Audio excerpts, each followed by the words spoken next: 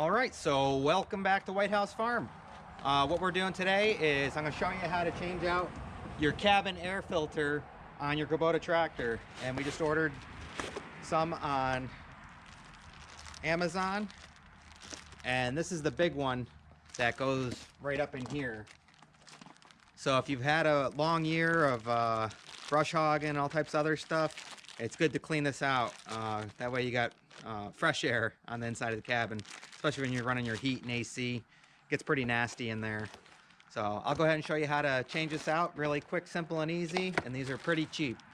So I'll leave a link in the description if you're looking to purchase any. Let's get into it.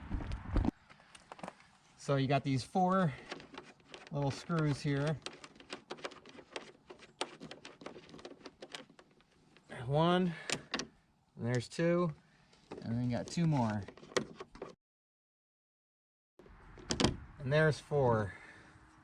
So that comes out. We can clean this off. It's got a bunch of junk on it. And then, there we go. There's our filter. So you can see how nasty that is. Should look like that.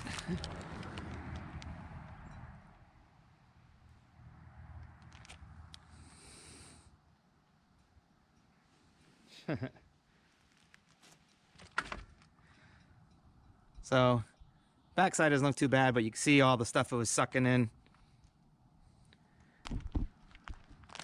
So let's open up our new one here.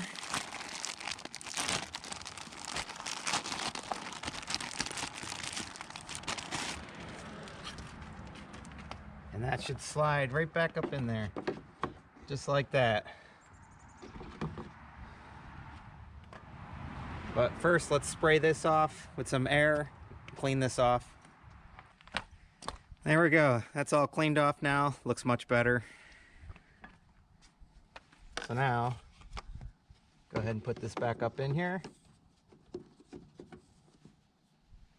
And we'll start putting our bolts back in, our screws here.